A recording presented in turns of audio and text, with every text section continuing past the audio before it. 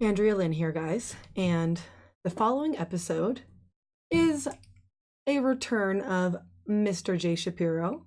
It was a great talk. We started off for about the first 20 minutes going over some abortion stuff. We filmed this a few weeks ago, and this was just after the Alabama bill got passed, banning abortion. And so that was fresh in our minds. So we chatted about that for a little bit. But then we move on to talk about what kind of a society we want to be building and what sort of questions we should be asking ourselves, sort of looking at the ought of the is ought problem. And we look at the idea that maybe we need more sort of philosophical discussions in that realm. And we talk about AI and how maybe AI will become our god someday. I didn't like that, for the record. I entertained a lot of things I hadn't really considered before. I totally interrupt Jay way too many times, so please forgive me. I'm not as gracious a host as I should have been this round. But anyway, it was very fun, and we talk about his new podcast as well, a Dilemma, that's coming out. Anyway, on to the.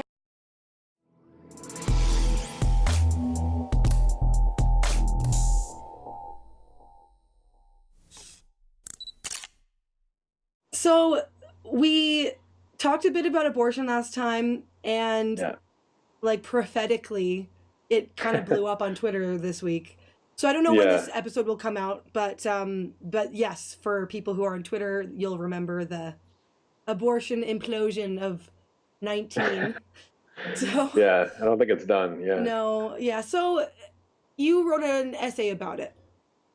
I did, inspired really pretty much from our conversation. So thank you for prompting the emotion out of me, which turned into me jumping to, typing on the computer. Mm-hmm. Yeah, pretty much the argument that I sloppily worked out live with you, I tried to sharpen a bit in print, and now it's my pinned tweet at the moment if anyone wants to find it. Um, but yeah, it was. I mean, the takeaway of it is, as you know and remember, is that I am rather convinced that the abortion debate, and particularly the pro-life stance, there's a lot of confusion about what the really relevant moral questions are there. And I'm convinced it's actually most of the time a pro-responsibility stance, which is just more of a conservative mindset. Mentioning to you, I'm really borrowing a lot of work that John Haidt did, and I guess he referenced an essay that would work or a study that would work in support of my essay, that um, the most predictive behavior of where your position on abortion would be is best predicted by your general inclination towards the sanctity of life and consequences and purity and things like that. It's a lot of the work that he did in The Righteous Mind. So yeah, in general, so I tried to throw out a few little thought experiments. Obviously, the rape exception is the most obvious one, to try to isolate the variables Mm-hmm. about when people really, really dislike abortion, pro-lifers, which to me is really clearly when the behavior of the mother is the thing that is in question. And some people, I got really good response from it, and some people resented even just like, I never want to cast it if the kid is a punishment or something like that. They moralize a lot of the language that way. Mm-hmm. If the language could just be neutral, that there are consequences for your actions, and you had sex and you were irresponsible, and this is the consequence, so you have to Mm-hmm. live with the consequence. And that mindset and the desire to kind of instill that cosmic order and moral order on humanity is just a very conservative mindset. And I'm not even denigrating it. I try to steelman the argument, and I even give a little door opening that there's a way to do that with a pure secular sort of utilitarian calculus in the article. I think if more people were honest about that, that would hopefully clear some of the air to actually begin that conversation. I don't know if it would get any easier, but at least it would be less of this, like, you're a murderer and you're not. So I Yeah. don't know. We're not done with the abortion thing, has just begun. And I will also just say, I think legally, probably Alabama overplayed their hand. I think I put in the end of my essay, I worry about Roe v. Wade and the language of it actually becoming the pro-lifer's best friend. But I was imagining more of a scenario where states would pass sort of incrementally earlier illegal lines in the sand, rather than what Alabama did, Just which was did. basically ban all of it and, and not even have a rape exception. That's a pretty direct challenge to overturn Roe v. Wade, which I actually don't think the courts will do. I think the danger that I lay out at the end of my essay is still very real. But yeah, I hope Alabama overplayed their hand, but I don't I don't know. You guys I will don't know. see. It is something that I feel like I get why people are angry law-wise, like at the law, Yeah. because like for me, I even chatted with a couple of girlfriends about it, and we're all, I mean, we're not really, they're all Christians, but like they're not conservative Christians. Like me, I would say I'm not on the conservative side, and all of us kind of came to the conclusion that we would, like, we're looking at on an individual level of if we knew someone who was in a space where they felt like they needed to make that decision, even as opposed to just, yay, I'm having a baby, like where it's even a question in their mind, that's a pretty desperate place, and it's a pretty hard decision to make. And so I don't know, we all were like, I think that we would just want to walk alongside that individual without judgment. Like, that's what we kind of concluded. And again, we're in Canada, so it's not to do with laws. We're just kind of looking at it like, rather than saying abortion in general, we're all of us like, we're all married with kids, so but we wouldn't be looking at it for ourselves, but looking at it from the perspective of someone outside looking in. If this was an individual we knew, and it always changes when it's someone right? Like, oh, if someone was against gay people, oh, it's my child who's gay, it's always when it's impersonal, it changes kind of where you're at, and looking at someone as a murderer or not, So I feel like if we could bring it down to the personal level, there could be some, I guess, less polarization, but you can't have that conversation if it's just illegal. So about, choice, because the choice, and people are talking about it as people see a life, and then people see women's rights, and so they're not even talking about the same thing. They're just they're completely two different things. Clearly, there are rational debates to be had about abortion. Maybe like we're talking about a lot of the issues now, but what has, I guess, frustrated me is, and maybe this is a bit of an overgeneralization, but it sure seems that the lawmakers who passed this particular law are not interested in that conversation. I called them Christian theocrats in a tweet, and I haven't seen any evidence to pull that back. So one of them, I think it was Seth Meyers, someone asked, would this law or should this law apply? Or I think it was actually asked more directly, was why doesn't this Alabama law, apply to fertilized eggs in a lab? Or maybe it was asked, like, does it? And it was really, really simple. It was, oh, those aren't in a woman. That was it, which to me is the clearest. Again, he answered it. This is about the woman and not about the baby or the zygote. And Seth called him out for it too. It's like the same exact egg at the same week on a lab table versus in a woman's body. And he said, it's not in a woman's body. So we don't care. This law is not about them. That's interesting. These are, it's not even interesting to me. It's like everyone, like the frustrating thing to me for my essay was like, I could just compile like mountains and mountains and mountains of evidence of the people just like telling you exactly what it is, but seemingly not knowing what it is. It's like, yeah, of course that's what it is. The only thing that explains that is that, oh yeah, because it's not about the zygote, it's not about the baby, it's not about the thing, or let's even not even call it the baby. It's not about that fetus at that point. It's, oh, one's in a woman and it involved sex at some point, and the other one is just in a lab on a bench, and it's like, so but like, what about when? I mean, that's like a full admission to me. Like, well, and I'm thinking, what about when they, have artificial uteruses that they grow, that they're going to start growing babies in? Because that probably could happen. I don't know. What about then? Yeah, where would so the I guess pro-lifer if you want to pull that? the plug on that one, you grow a bunch just in case, and then you can off though. Like, that seems really. Like, oh, I'm just going to, like, grow 10 and then see which one's the best, and then just off the rest because it's not real? There's a chance maybe that the pro-lifer, if my sort of psychoanalysis is as correct as I think it really is, that maybe that they would pass the responsibility on to the doctor at that point or something, that like you have to live with the consequences of what you've done or something. I mean, that's not new, that Christian conservatives have been angry at science playing God since as long as I could remember Yeah. hearing them talk about anything.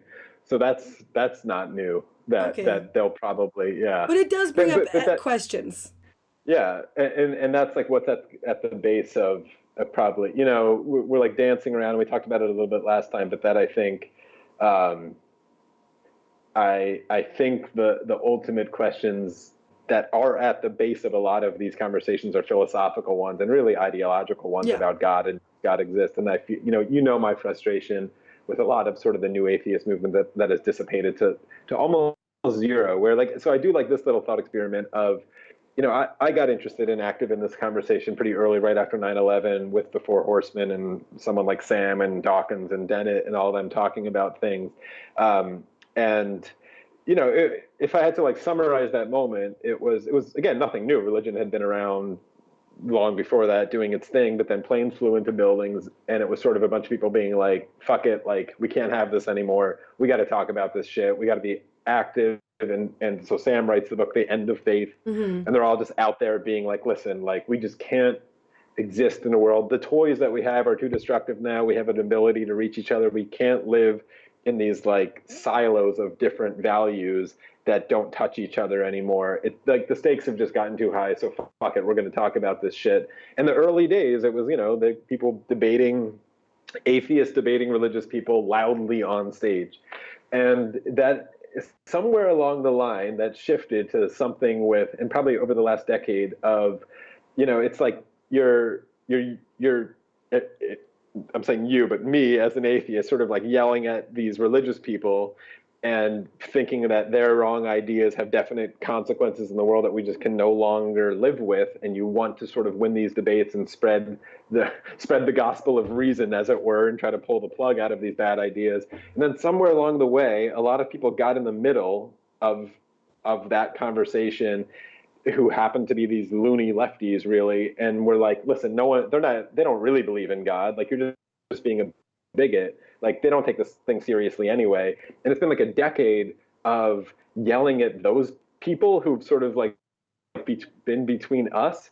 But if you rewound the clock to the early days of the post 9/11 new atheism energy, and you asked me or someone like Sam or Hitchens or Dawkins, like, what are you worried about here? Like, what's your fear? You would have literally said, "I'm afraid that Christian theocrats are going to ban abortion in Alabama one day." Mm. You know what I mean? Like, you literally would have said that.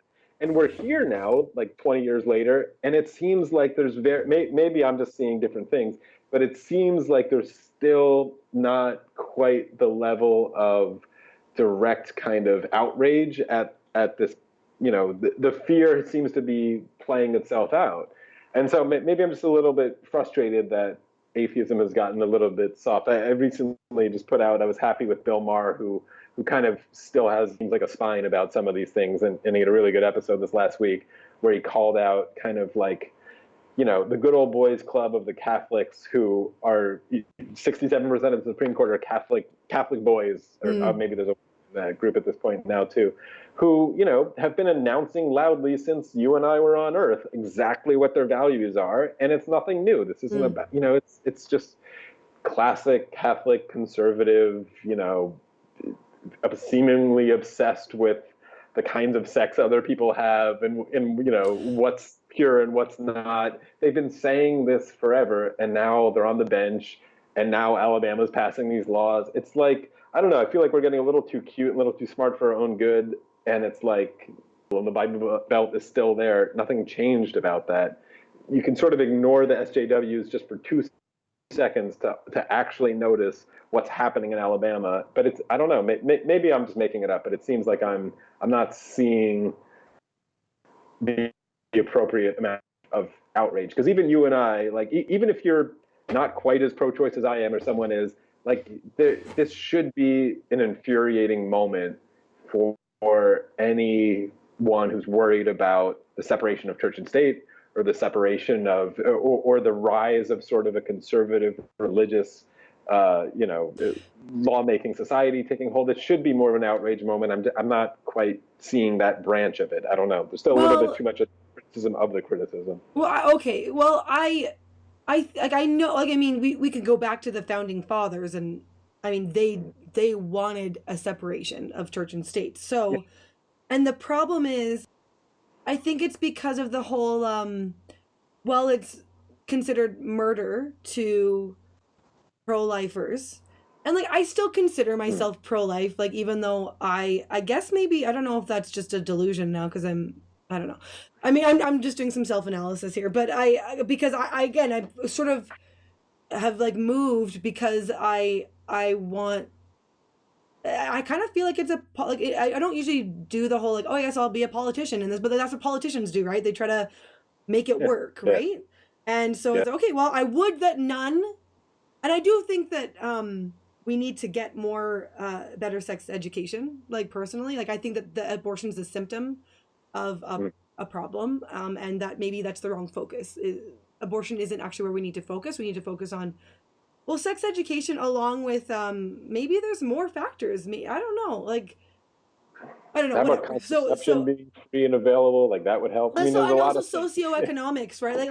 Like the it's a problem for the poor, right? Because the rich, it's just quiet and hushed, and they go do whatever they want, and it's the, because a friend of mine was mentioning this. She's like, oh well, the Alabama bill isn't going to affect the rich because they'll just go do it anyway. They'll just pay someone, you know, or fly somewhere or go wherever. So it's the marginalized who are the ones who this will be affecting. And so I never thought of it that way. And I was like, yeah, I suppose that would be, and that's who would be, it would be affecting their lives if they did have a baby, the people who are poor. So anyway, I just think that the people, like, I think that they're like, oh, but it's murder. So it's like not a religious thing. It's just like, oh, we don't want to, thou shalt not kill is the one of the 10 commandments that's in the judicial system. So they're just like, so again, we're talking about different, they're talking past each other. So let's get down. Okay, but we're gonna we're gonna move on. Leave abortion if you want. Yeah, but well, because this is again, this is showing the polarization. This is us showing that we're not able to even agree on what we're disagreeing about, and it's sort of like it's because I just had a chat with James Lindsay and Mike Nain like a week ago, and Mike gave this example of talking about the whole applied postmodernism and the social justice left, that when we're complaining about the crazy activists and the sort of interrupting, talks and the way that they, I guess transgender women in sports, like that's just arguing about the dishes up here. But we need to go down. Like we need to. That's what abortion is. It's we're arguing about the dishes. Like a couple bickering about the dishes. Yes, like a married couple bickering about the dishes. But right. Yes, okay. Yeah, like an old married couple where they're like on grounds for divorce and they're divorcing. It's because he wouldn't do the dishes. But it's not. We know it's a root, right? You've got to delve deep down to get the root. I think there was Kurt Vonnegut's my favorite writer. I think it was him. I'm pulling this from him. He said every single fight between a couple should just be paraphrased as "you don't love me enough." Like every line is basically or you don't understand me, or you're but it is it's a deep so and like okay, so I was speaking with a political philosophy professor friend of mine. That's a tongue twister, by the way. Anyway, and we were talking about I guess the tension between mythos and logos, and what virtue means in ancient Greece and what virtue means to the founding fathers, and how they're slightly different, and what does it mean to be a citizen and to fulfill your role as a citizen. And so I it's kind of like, oh, how ought one live, as a member of a society, and so I kind of thought we somewhat touched on some of these things in our last chat, and that's kind of what the whole abortion thing is as well. Like, how ought we live as a society? What are our values? And we can't agree. So and so you were mentioning, I think before I started recording, about your documentary Islam and the Future of Tolerance. Yeah. Well, about why I made the film. Yeah, why? And so I think that you said this will kind of touch on these things. Yeah, I think it does dovetail. Yeah, so I wrote that article because there was some conversation that was happening between our distributor and our PR firm that was helping us with some PR stuff. And I was really unhappy with some like write-up that someone had done, and I saw it come across, and I was like, oh, I just need to actually get out in front of this thing and write why I made the film. I ended up sort of breaking down what I think are three different kinds of mindsets, and this will relate to it. So I talked about the philosophical mindset versus the political mindset, and then the psychological mindset. So what I mean by the philosophical mindset is a mindset where you are interested in discovering what is true. And you can define truth as vaguely and flimsily as possible. You could talk about what is true. You want to find the truth of the truth. You could be as meta as you want. But the philosophical mindset is what is true. And the political mindset is interested in finding out and discovering what is effective. Okay. Or mobilizing. And then the psychological mindset tries to understand how minds work. And there are three really distinct things. So in the film in particular, I really think Sam has a philosophical mindset. The kinds of questions he asks and the kind of investigations he does, it's like, what is true? When he would hear something like Barack Obama say, this has nothing to do with Islam after a terrorist attack, his alarm bells go off being like, that's not true, right? And so he's in the philosophical mindset of like, what is true? And he's trying to find the truth of the universe and meaning and all these other kinds of things, or even in that case, like the truth of what is Islam. It's a big kind of question. Majid has a political mindset. So he's looking at like, what is effective? And Barack Obama, as a politician, he thought that was a political play as well, is what is effective? This will be an effective thing. Like, this is, whatever I say here will mobilize the most people in the direction that at least I think they ought to go in. So all these mindsets have to talk to each other. And then the psychological mindset, and this is the one that I think is the most interesting and has been, frankly, ignored the most, for reasons that I think are good reasons, but it's maybe overcorrected. Let me sort of explain that. So the psychological mindset is the mindset that tries to discover how minds work. It's become very attractive and almost this like bumper sticker in sort of the intellectual space and maybe the IDW space in some ways to say like, I'm not a mind reader, right? Sam says this a lot in his philosophical mindset of, ISIS is telling us why they're doing what they're doing. They're writing in their books is like, I'm trying to get to heaven and kill the infidels. That's why I blew up the building. And I take them at their word because that's it. I'm not a mind reader, right?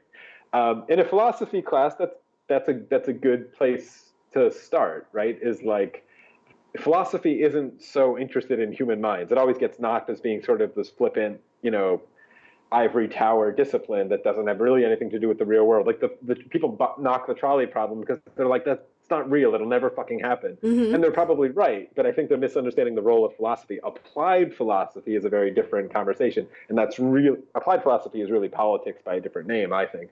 But so Sam is like less concerned. He's just like, ISIS is telling us, I'm just looking at the claim of that. Heaven is real. They believe this, whatever. That's the thing. But the psychologist comes along and kind of says, you know what? I'm kind of a mind reader. It's kind of like what I'm trained to do. So someone tells me what they like, why they're doing something, and I can kind of be like, I think there's actually a different motivation behind it that they might not even be aware of. You could already see why this becomes a very dangerous game, because the applied postmodernists that someone like Mike Nanya was talking about have taken this to such an extreme where there suddenly like is no truth, and everybody's entitled to their own truth, and nobody is like even knows what they're doing or why they're doing it. But the psychologist has a definitive role here, especially for the politician. So if you're a politician or you're in a political mindset, like we're talking about abortion, and you're realizing that you're sort of speaking or trying to shift politically of like, how do we move people in whatever direction we're trying to go? You have sort of a target that you're trying to go towards. How do we move people? Maybe in your calculation, you even thought like taking 2 steps back to take 1 step forward might be the way to do it. Whatever you figure out politically, to do that, you're certainly going to have to know how minds work, because you're trying to change minds and human minds and get them to move in the direction you're moving. So like the work of someone like John Haidt, who is a really talented and good communicator of moral psychology, not philosophy, but psychology, is trying to understand how we build our moral frameworks, how our minds work. He uses this analogy of the elephant and the rider, I think in the book The Righteous Mind, where, you know, his best analogy of sort of how we tend to work is that we're like the little rider on the elephant, and the elephant kind of goes whatever way it goes, and then you're the rider on top being like, yeah, this is the way I want to go all along. Yeah. But there's this elephant that's actually like, we're really good post hoc rationalizers of our behavior. Like we do something, and then our brain tells us a story about why we did something. Okay. Or even we believe something, and then you know we have a story about why we believe it, but the real story might be something totally different. So this relates to like the married couple fighting over the dishes, but really what's behind that is some other big thing that you might not even be aware of. I'll borrow from another elephant analogy. Actually, we think we talked about this last time with Robin Hanson's book, The Elephant in the Brain. He's using a different elephant analogy there of like the elephant in the room, but basically he uses this analogy, which I don't even think is his, of like that we are really the press secretary of our mind. We're not the CEO. And the scary part is that the best press secretaries are the ones that don't actually know the truth. Because if you're a press secretary and you get up there and you know the truth, it's possible that you're corrupted by it. It's like you might show your poker face by accident or lose your poker face by accident. But to use our American one, if Sarah Sanders actually doesn't know the truth about something she's saying, she's probably going to do a better job because she's just doing her job, and her job is to tell a story about the thing. If she knows the truth of it, she might accidentally tell the truth, or her lie actually becomes a lie because she knows it's a lie. Yeah. So often, like the way our minds work is not as simple as we know what we believe, we know what we mean, and then we say what we mean. That would be really attractive if it were. I mean, my whole essay on abortion is kind of, again, psychoanalyzing the pro-lifers of like, I know you're saying it's the baby, but I don't think it's the baby. And I'm going to psychoanalyze you and get behind that and get under that. I think that's a story that you're telling, and I can tell you why I think you think it's an attractive story. But this game is really dangerous, right? Because you can play this game. You could be a disingenuous character and do the psychological mindset and be like, oh, no, ISIS doesn't really believe in paradise. This has nothing to do with religion. Like they really are mad about, you know, Israel or oil or something or whatever. Like you could play this game endlessly and really get nowhere. And I get it. At some point, the philosophical mindset has to be like, listen, something has to be real here, and I just have to go with what people tell me. But yes, I think if you imagine sort of like a Venn diagram with the three mindsets and a little overlap in the middle, we really need all three to like mash closer to each other and get a bigger overlap. That's psychology departments and philosophy departments and politicians all really need to merge in a way where it's like driving a car. If you imagine sort of the analogy of the car, it's like the philosopher and moral philosophers play a significant role because they really are the ones trying to decide as impossible as it can the car should be. But the driver of the car clearly isn't the philosopher. The driver of the car, I think, is the politician, because that's the one who's trying to get everyone in the car and go along for the ride. And then the psychologist is the one who needs to help all of that, to help understand how you get people in the car in the first place, and maybe the philosopher to dig a little deeper into how minds work and what real motivations are. So I don't know. That's like it's a long-winded answer to get there. Yeah. Well, this is giving me like, so I'm for pulling in. I think it applies. So bear with me, see if this actually connects to what you're saying. So like what I was mentioning about thinking about what does it mean to be a citizen? Like what does it mean to live properly in your society? So that's it's kind of the marrying of the Venn diagram you're describing is sort of what I'm thinking of, is of the looking at the society as a whole with those, if we're breaking down those parts, but if we're looking at it as a whole, having a narrative that we all believe, and I'm sorry, I'm talking about historically.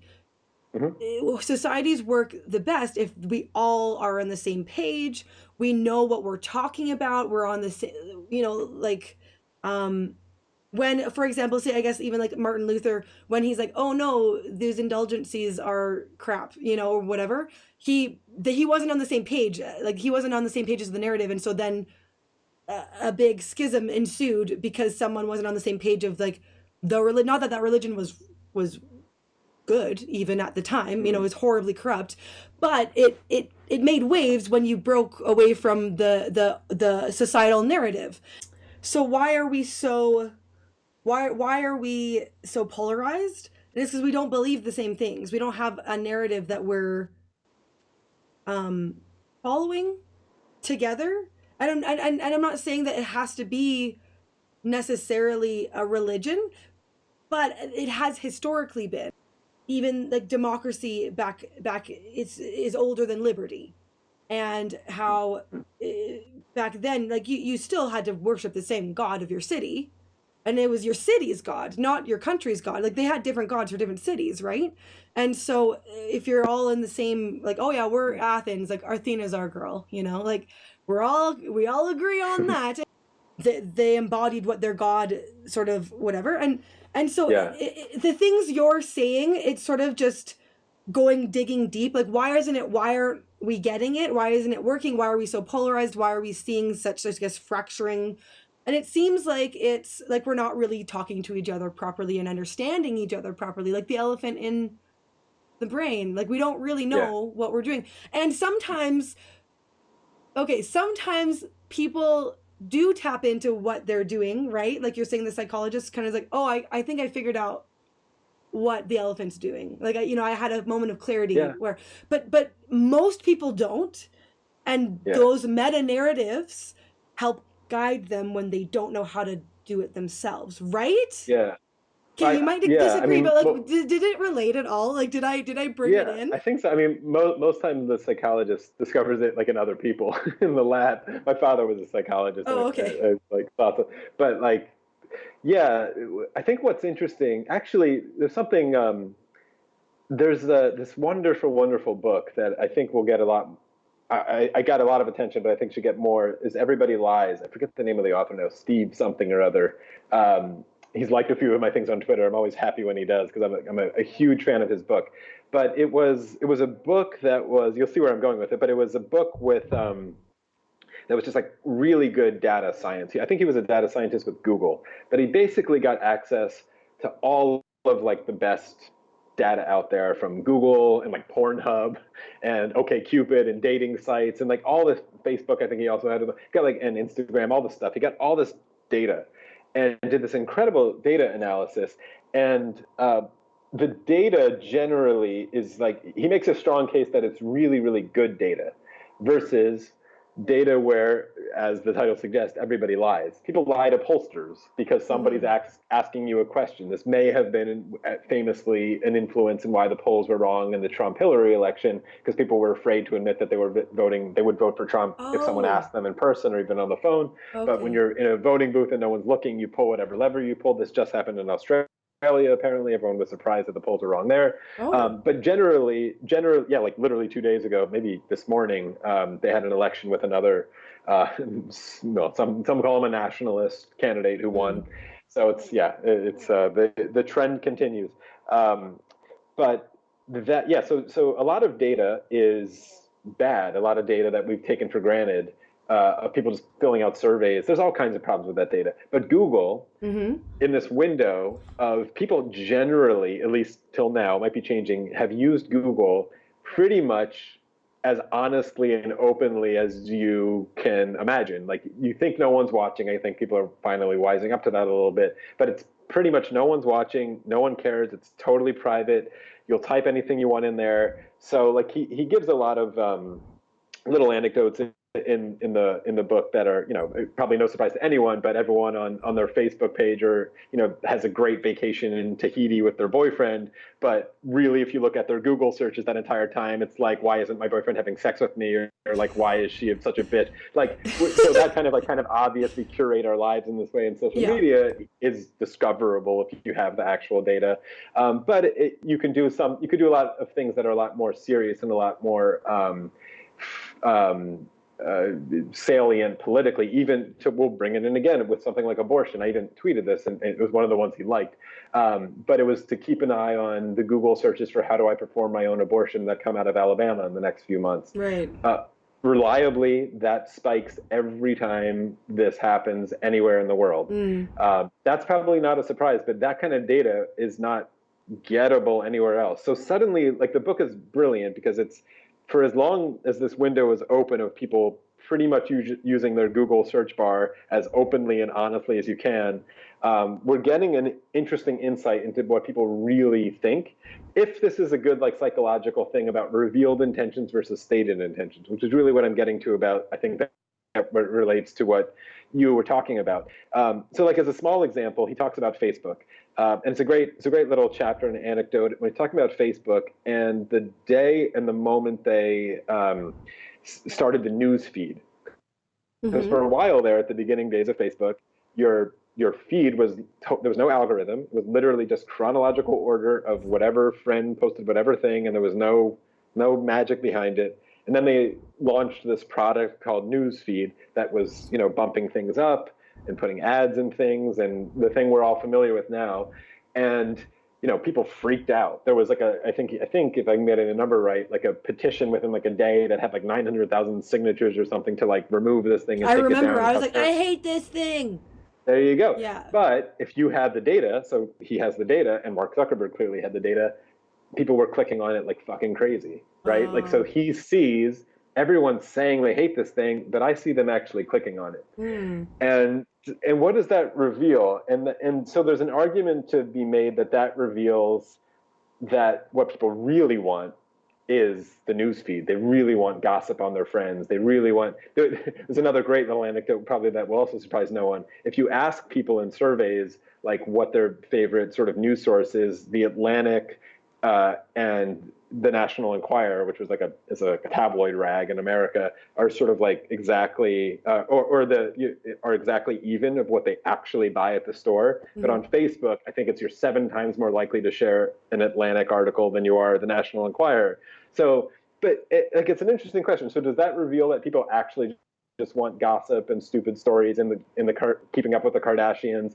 Like, it's true. Like, the people who have that data are delivering that. He has a great line of that, like, most successful companies are built on secrets, where it's like everybody says they hate this thing, but I know they really like it. And then you make $1 billion fucking giving something that someone really likes.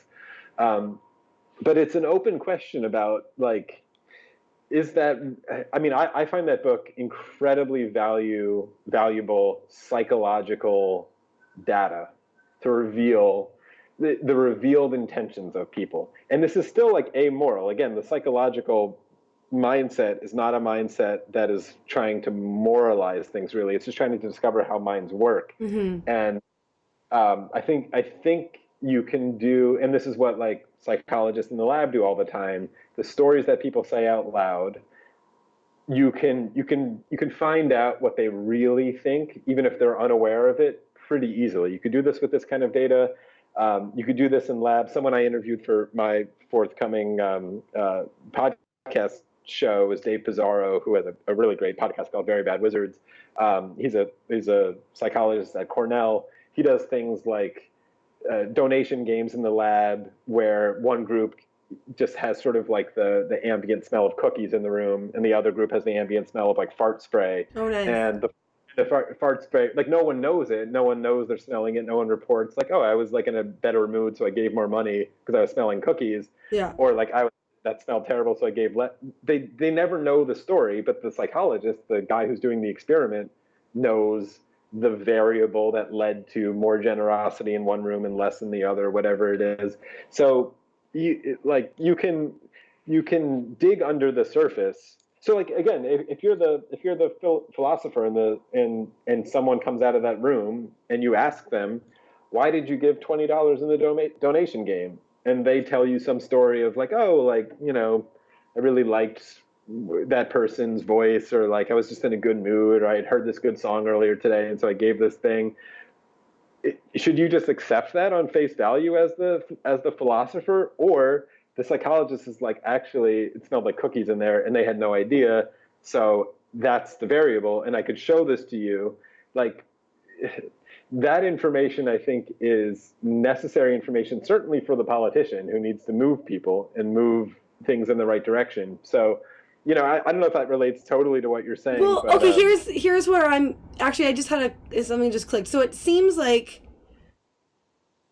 because like I guess the overall question that I posed is like, okay, what's going on with our society? Like what, and you kind of mentioned about the Venn diagram, how like we need to move these closer together and make progress. Yeah. to make progress. Okay, so it seems like what you're saying is if everyone could dig under and kind of get an understanding of why they're doing what they're doing, what's under the surface. Well, I guess even like the iceberg analogy, right? Like kind of get a handle on their unconscious motivations, that we would have a better society. Is that what I'm hearing, kind of? You know what?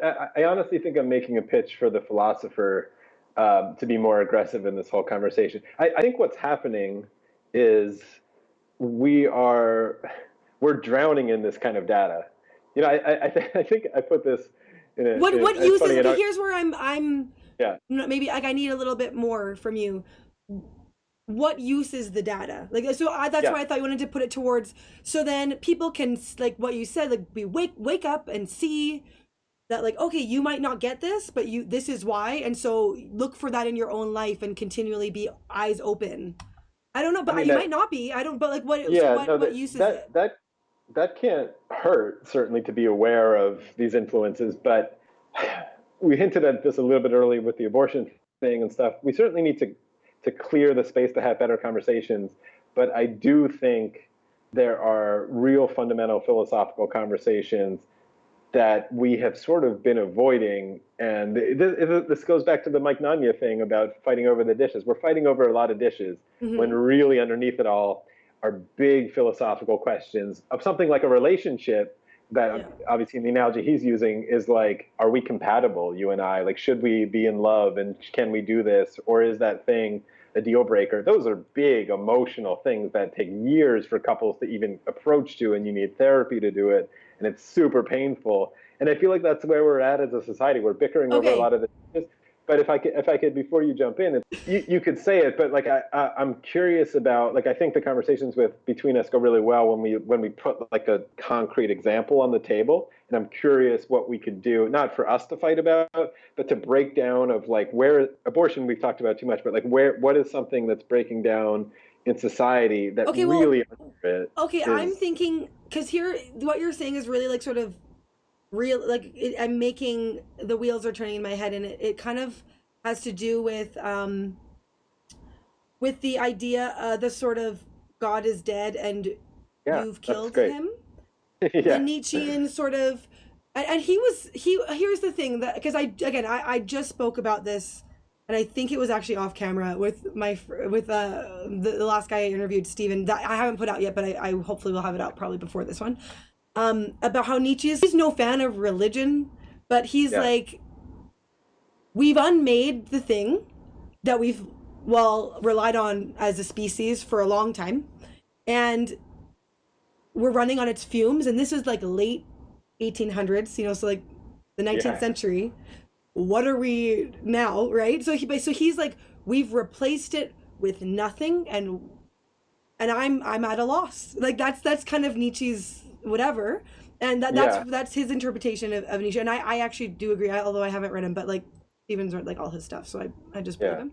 But so and I'm like, okay, well, what was Nietzsche's answer? And Nietzsche's answer was like the Overman or the Übermind, or is it German? But like that's not very well defined. Like that's what Stevens said. He's like, this is a bad.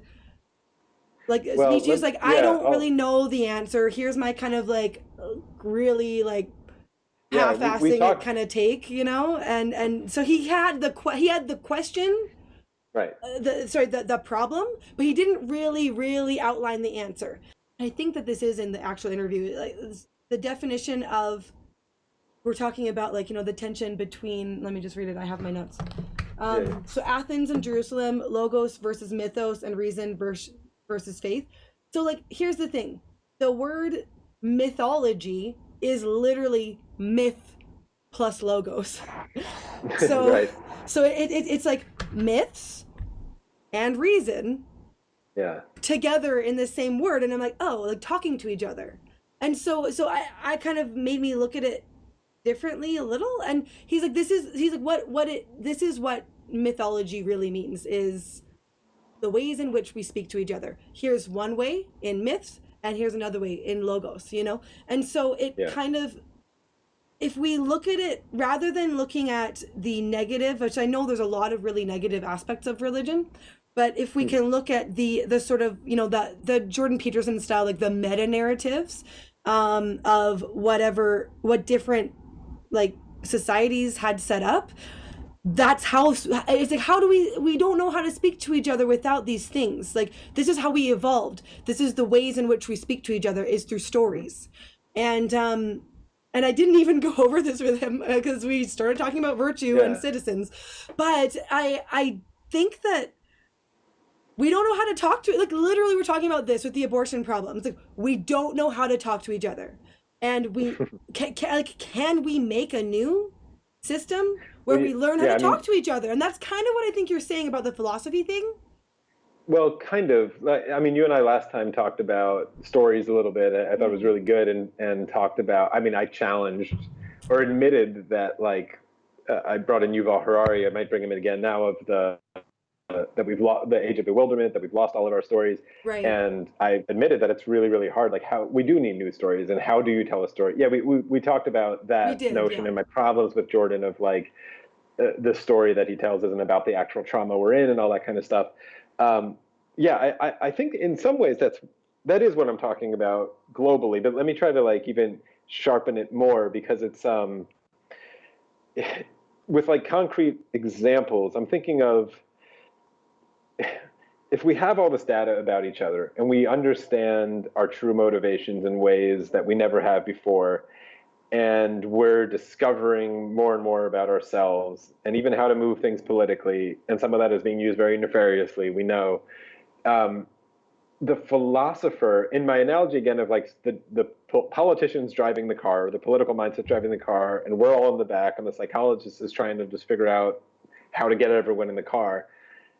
The philosopher should be the one, and these are hard questions, figuring out which way you drive the car. So we'll do driverless cars. It's just to see where it goes as an example. I am talking about this on my new show, but with a different thing. So it's a trolley problem one, but the driverless car quandary of, soon we're going to be faced with driverless cars, and we've all read about this, I'm sure, at this point, that are going to get themselves in the classic trolley problem. And Nick Bostrom recently called this moral philosophy on a deadline, which is kind of great. It's kind of what I'm getting at.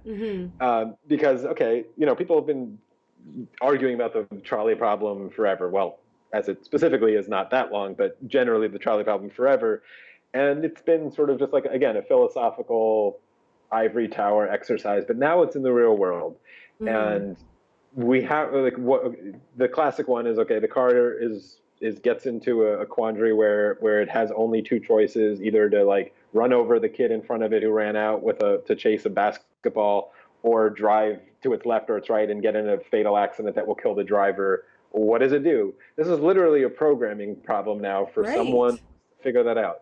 And so what the fuck do we do? Because those questions, what kind of society do we answer with that? So, like, is there an overarching mythos, logos story that gives you that answer? I'm not sure. There's certainly different frameworks, and we can answer that, and every answer is defensible in every kind of different thing.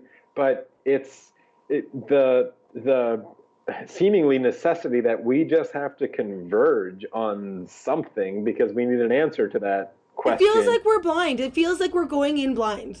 That's how that feels to me. Well, we are. I mean, I can answer it. Like, what if I answer that it should be like, well, kill the kid, because, like, the driver bought the car, and so that should be, like, the ultimate thing of, like, you, or say, like, or because no one will ever buy a car that will kill it. So, or let's let the driver decide when they buy it. So you can buy the utilitarian car that kills, like, the least amount of people, or buy the deontological car. There's going to be, like, a moral philosophy built into it. But then this sounds horrible to me. It's horrible. Moral dilemmas are terrible. The idea should never to be in them, but we're in them all the time, and we have this. So Yuval, I'm going to I'll answer with the way Yuval Harari ends his book. I think it was Homo Deus, or maybe it was Sapiens. Was not the question of what do we want, which is kind of what you're asking a lot about. It's that we now have the opportunity not just to say what do we want, it's what do we want to want, and that's a brand new, no longer Sapiens. That's why he wrote Homo Deus. It's been the power of the gods forever. Like as you're saying, if we've killed God, we need to reinvent it. God was the one who decided what you want to want. You might want something, but what you should want to want is this. It's in this book. It says this. It does this. It does this. We now have the power as this species to engineer that and decide that. I know, but especially like, knowing what we know. like the Tower of Babel, though. Like, I mean, I think I might even get you there to that, okay. because I think we're probably going to reinvent that. Because what's happening now, like if you can imagine, so I talked to Matthew Crawford, who's writing a book about self-driving cars for this new show. It's going to be, I'm really excited for that episode. Probably be out in around September when we put it out. But he writes about, or we talked about this. We're in these situations. So let's imagine I'm the programmer who's got to program the self-driving car, and I don't want to make the decision because I don't feel like I can make it for you or for everyone else in the world. But I'm going to like program this supercomputer with all the moral knowledge that it could possibly jam into the world where it has like super AI abilities to decipher these things, and then it just spits out the answer for us. And we put that code in the thing, and we're saying the computer's going to decide, and the computer's more moral than us. It's going to be like more perfectly moral than us, whatever the hell that might actually mean. We could talk about that particular problem. But at that point, what you've done, because we're already here where code and programming oftentimes becomes literally indiscernible to the person who made it after a certain point. Or there's like 100 people working on it, and not any single one of them know how all of it works. And the thing is going to decide things. Imagine that situation if we do that, and the car does what it does. Let's say it kills the driver. And we don't really know why. We just trust that it's doing the quote unquote right thing. We've now literally invented a God. Like literally, but definitionally invented a God in the algorithm. So Yuval talks about these as techno-religions and this kind of stuff. Are we going to need a story about that God and why we ought to just trust it? Because what when you're talking about a God, you're talking about trusting something that is impenetrable to you, right? God has a plan. You can't know it. It's impossible for a human to know. You just have to trust it, whether something good happens or something bad happens. Part of the cosmic algorithm that you just have to trust. We're literally in the process. We're on the doorstep as a species of making gods, literally making gods. Okay, this is interesting what kind of gods do we want to make is the question. But just to answer that as like the wrap up and the stitch, what kind of gods do we want to make is the question. And that's a question for all of us, but it's really a philosophical question. I mean, someone who. What about should? What about like Jeff Goldblum? But nobody stopped to ask if you should not. Well, it doesn't matter. I mean, listen. Like, what's the difference of the God that we happen to get in this universe without asking for it versus the God that we're going to make? What's actually the difference? But who cares? What's the difference? What if I told you that aliens? What if I told you that we live in a simulation and aliens did all of this? Well, then they made this God for whatever that means. Like it actually. Like philosophically, it doesn't matter. And then, if you want to accept the God that we happen to be born into, you're accepting a God that apparently thinks child cancer should be a thing. So like the God that we just happen to have in the natural universe might not be the most moral God. If we have an opportunity to do that, we ought to. But what does that look like? Those are total philosophical questions. Okay. We could say they're impossible to answer, but I don't know. It's happening. Like I see why you use that as an example. Okay, because here's the thing. Like I was again, one of the things I was talking about in my last episode was about like not if democracy will end, but when. And right? And it's like, oh, we won't have our freedom taken away. We will give it away. And that kind of sounds. Someone recently put out, it was great. It was like what George Orwell didn't predict is that we would buy the cameras voluntarily, and then our biggest fear is that nobody would be watching. Yeah. Yes. Oh my gosh. Orwell went the other way, right? Yeah. Okay. It's a great quote. I can just see it. It kind of like, the idea of like the time machine from H.G. Wells, H.G. Wells.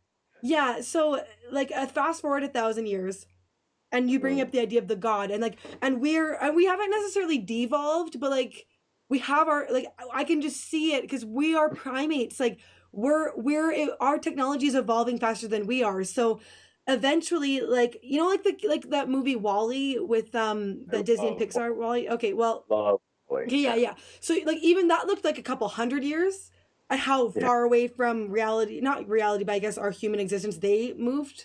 So imagine Mm. 1,000 years or a couple thousand years. It might be our God, the technology, like the computer, like the Yeah, brain this was computer. And we they might got look at it and in we with might worship it in a way that you would be like, no, we've reached a certain type of plane. We're atheists. trusted. No, but it will, I feel like it won't be Star Trek, like kind of like, oh, we don't have money and we explore the galaxy. It might be that if we do this whole, oh, I'm so glad I have my phone, and like, yeah, big brother, but like I don't call it big brother. I invite it in, and like, and it won't be insidious necessarily. It'll just be us slowly and giving away our and it may freedom. be, it sounds scary, but it may be wonderful, and it's like utopian and Oh terrible. There no, clearly be it problems, doesn't. but well, it might be. I mean, I would make a case for self-driving cars could save a lot of lives and be hugely Okay, beneficial. yes, I'm talking But about the someday, the thought. Like it doesn't sound wonderful to me. Like giving away your freedom no, for security. but it might not be. So when I say, like, imagine this thought experiment, because when I say, because you're also imagining sort of like, yeah, the big brother thing outside of you. This is also going to be sort of, again, with psychologists understanding more about us, and let's just say neurologists, we know very little about the brain still at this point. The more we discover about that, what if, because again, with this, like, what do you want question rather than what do you want? So like right Mm-hmm. now, like, I want to eat healthier, Mm-hmm. right? Like, I eat pretty healthy, but I want to eat healthier. Like, Mm-hmm. and I have a sweet tooth. Like, I really like Reese's peanut butter cups, and like, I want to lose weight, right? So I can say that, like, I want, and then you have all these frameworks of discipline and doing all this kind of stuff, right? But what do you want is a different question, and you can should you want kale, or should you want something else, is like a different kind of question. And then what if, in this kind of like analogy, I could implant something in your brain that would just decide what you would want, and decide, it would feel like freedom, right? Like, I want to lose weight for whatever thing that means. It would feel like freedom. You would, again, with this press secretary thing, you can't get behind the infinite regress of souls in your brain. If there's an evil scientist right now who's controlling all the levers in my brain, and telling me to like this shirt or something, Mm-hmm. like, it's an impossible question to know and to even get behind, but it feels like freedom. I feel like I put this shirt on myself. Like, if a techno god was behind the scenes doing all of that, I don't. I think you thinking you would be giving up your freedom, maybe from a the view from nowhere, you'd be giving up your freedom, but the view from Andrea, you would feel like you had ultimate freedom, and in fact, you'd be thrilled. You'd be like, I'm losing weight, I want to work out, and I get to do it, and I'm like, this Okay, is but great. what about discipline? What about like what discipline does for the human soul almost, right? Well, we're gonna have to. Yeah, probably like the best way to answer this is like, I obviously love like sort of the AI and artificial superintelligent questions and all these kind of stuff. Eliezer Yudkowsky. I wish I could find it directly. Maybe I'll even look for it while we're doing here, because I do, of course, have my laptop open. It's worth a read. Let me find it for you. Okay. Yes. So like, the people who have been thinking about artificial superintelligence and these notions of creating gods, and if we're going to do this, like, the challenge, they call it the control. Well, there's the control problem in AI of like, can you do this safely, or will it get out of control? Sam Harris actually did a TED talk about it, where he worries. I think he's making some mistakes there, but there's the control problem, which is, yeah, basically like, if you had the super intelligent machine in front of you and you wanted to give it a direction or a directive, like, what would you tell it that would ensure that the outcome was pretty good, or at least didn't kill all of us and turn us all into paper clips or something that Nick Bostrom worried about. But Eliezer Yudkowsky's been thinking about this forever. I think, if I got this right, he was one of the first sort of programmers who made like a chat bot that mimicked a human and sort of like passed the Turing test and Hmm. like fold humans into like he's been doing this since like the 90s. But he wrote this paper that I love, and this came up with this idea called coherent extrapolated volition. And basically, I'm going to read like a little paragraph from it, but basically it was like, imagine you had this computer in front of you and it suddenly woke up and had super intelligent and was basically, we created a god. What would you tell it? And he wrote this. It was like, so in poetic terms, our coherent extrapolated volition is our wish if we knew more, thought faster, were more the people we wished we were, had grown up farther together, where the extrapolated converges rather than diverges, where our wishes cohere rather than interfere, extrapolated as we wish that extrapolated, interpreted as we wish that interpreted. So it's like this beautiful little poem almost, and it's almost sort of a cheat. Like if you had a genie, what should you wish for? And telling the genie like, well, I wish I got what I should wish for. It's almost like a cheat, but it's sort of beautifully written, and then the rest of the paper breaks it down because he tries to turn it into sort of math. But that kind of like, what does that even mean? Is the questions that I think are important for all of us to grapple with. And again, to go back to that sort of Venn diagram, it's the work of philosophers. These are just pure philosophical questions, but I think philosophy has been sidelined too long as, again, just sort of limp and like doesn't really matter. But it should be. It's the ought, as we keep talking about. It's what do we want? What kind of society do we want to be in? What kind of society should we want to be in? All of these kind of big questions. Who should the driverless car kill? Is a real question. And if you answered it with this Eliezer Yudkowsky thing, it's, yeah, again, sounds like a cheat. But if you had to program the thing and it was super intelligent and it was like, oh, cool, human, I'm alive, what should I do? And you told it something like, do what you should do if we were the kind of people who had grown up longer together and were a better society. Like, do what I should tell you in that world. It's crazy, but if it could know that information, but again, you're just creating a god, but it would hopefully be a perfectly moral God, because we wouldn't understand it. It would do something, and then we would just have to trust the plan. Okay, and but like okay, but God has a plan. I have a Yeah. thing. Okay, what if the thing the part that makes us human is the fact that we can't do those things that the poem describes. Like that's a beautifully flawed. Do you remember what's his name? Oh, he wrote the latest like book about biology and moral goodness. Something Christock.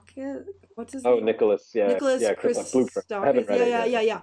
So he brought up this, like on Joe Rogan, he brought up this idea about a pot, like pots and pottery that are chipped in Japan. It's like a Japanese specialty, and they're just, it's purposeful, and it's like they make it imperfect on purpose. Yes, right? yes, Yeah, and I think that that's what makes us human, and this idea of like, oh, we should be what we always wish. And that if this is a film, like the moral is, it's like King Midas. Like, I wish that everything I touch will be turned to gold. And oh no, my daughter. But maybe the gold is imperfect.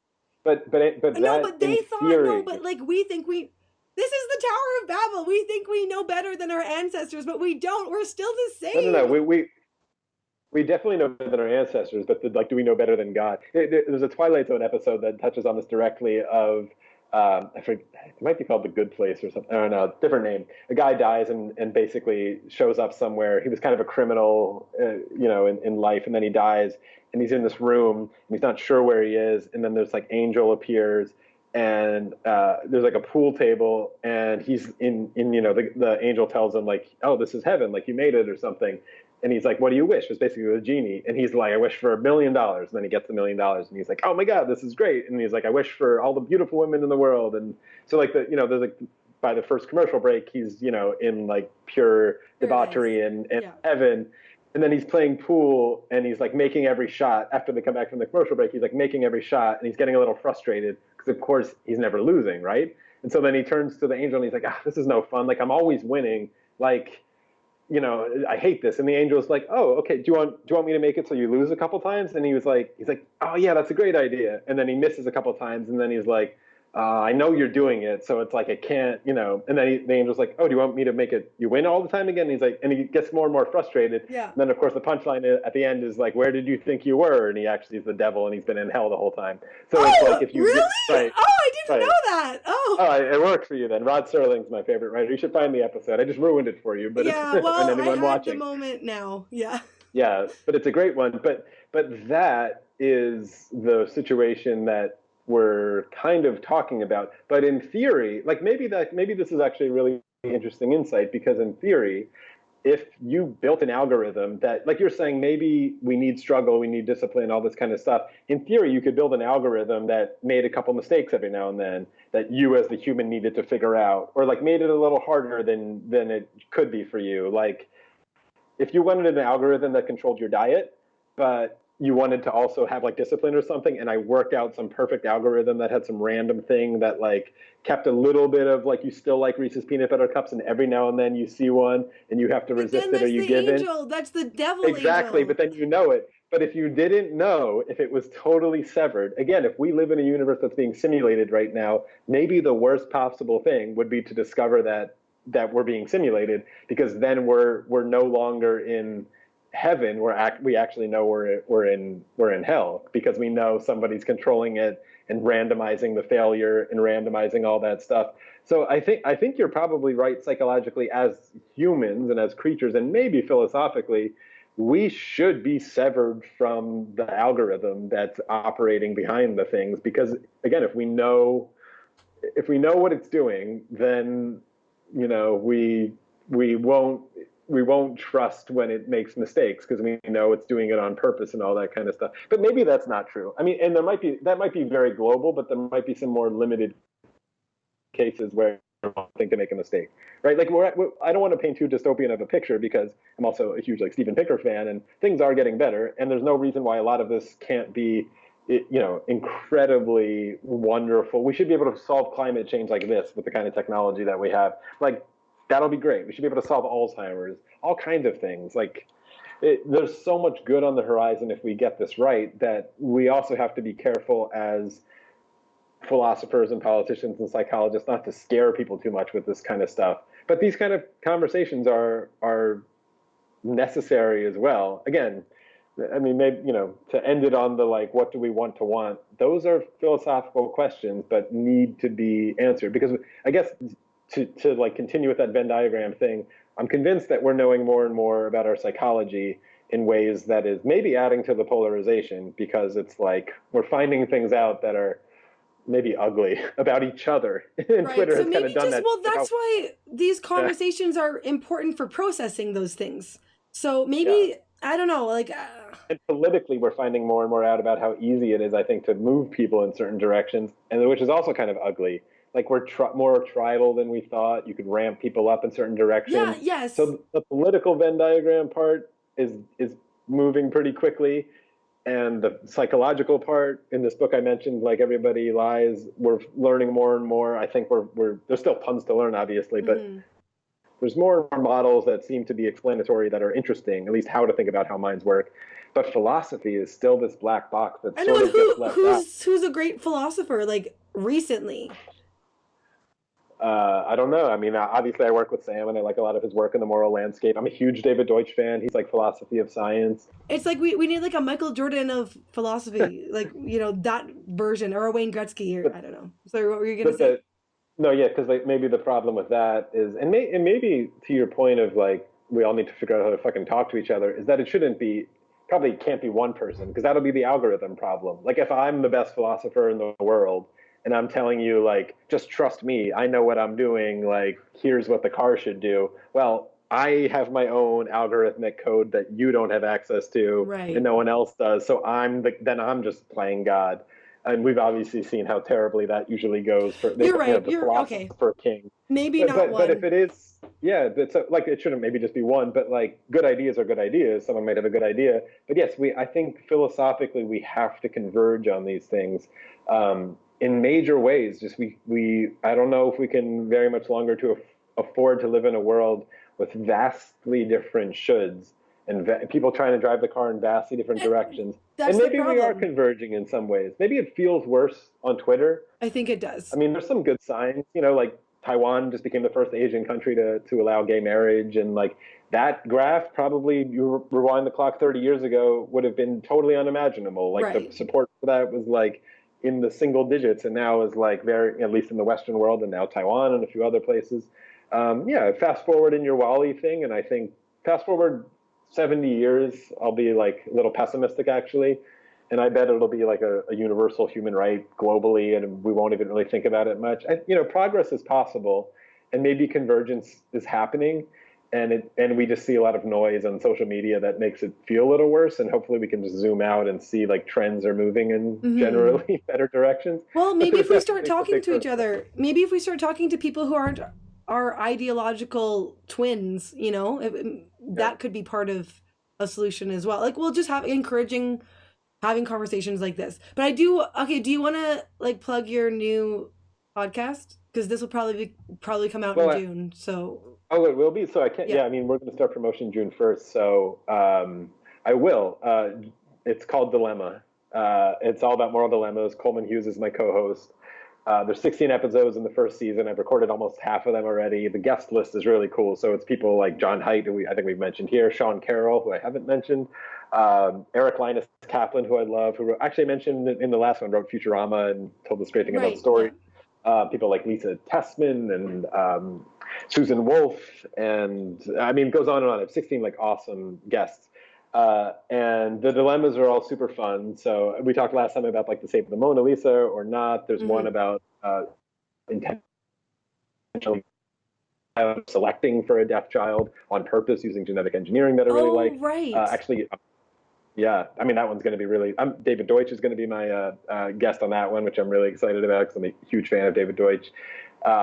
Yeah, it's super fun. The episodes I hope are funny. Hopefully, it's a lot of laughs and they make people think, and it's inviting. I hope what it does, a lot of the kind of stuff we talked about here, is like open up some of these cans of worms with like a tongue-in-cheek, funny attitude that lets you go in these different places. But then I hope is actually really important. Like what I like about the show is that it swings from funny and goofy and kind of like laughing to like super serious yeah. or very emotional, like in a heartbeat. But yeah, mostly it's supposed to be a fun place to hopefully have these important conversations. So yeah, it's great. It's called Dilemma. It's with This is 42 is the group that's behind it, who I'm working with out of Australia. It'll be on Spotify and all the fun places. So yeah, I'm looking forward to hearing it. Yeah, you'll be a big fan. If you're ever in New York, maybe you could do it. Sit at the round table with us and I would love to. Yes, invitation super fun. accepted. What? Dave Pizarro does one who I've mentioned in this episode as well. He's a guest of ours in one of the episodes. Yeah, it's been like a blast to record it so far. Oh, so is it ongoing? Like you'll just continue it? It'll be your podcast that you're gonna. Yeah, and we're gonna do it with seasons. So like season 1 is 16 episodes, and they're like all pre-recorded, and we're releasing them every 2 weeks. And then we'll take a little break and we'll do a season 2. So yeah, I'm sort of treating it like a TV show with just like a full run. Nice. So you'll be able to like binge on it. But yeah, we want to build sort of spaces because they're supposed to be fun and conversational, obviously, and people are going to have opinions, I'm sure. Yeah, no, it's fun, and the art's really cool. So you'll cool. Yeah, we've got a really good designer on it. That's really fun. So. Oh, it sounds great. I'm really looking forward to it. So, and everyone who's watching, make sure to look out for a Dilemma. Yeah. So thanks for chatting, Jay. This was great. I think this was we solved the world's problems. So. I don't know. We pointed to a lot of them. We just moved like an inch. Yeah. Okay. See you, man.